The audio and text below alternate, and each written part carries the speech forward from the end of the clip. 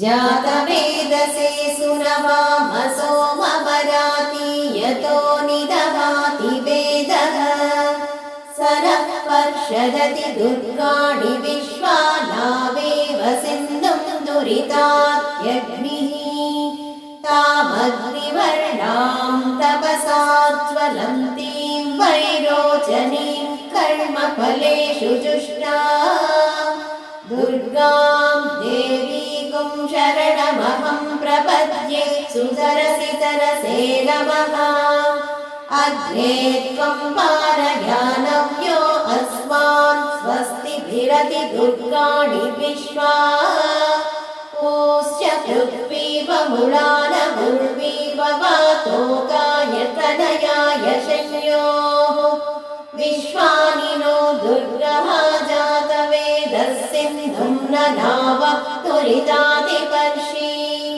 अग्ने अत्रिवन्मनसा गृणानो स्वागं बोध्यविता तनूना ऋतनाजितकुंसहमानभुग्रमग्निगुं हुमेम परमात् सदस्तात् स नः पर्षदति दुर्गाणि विश्वाक्षामद्देवो अतिदुरितात्यग्निः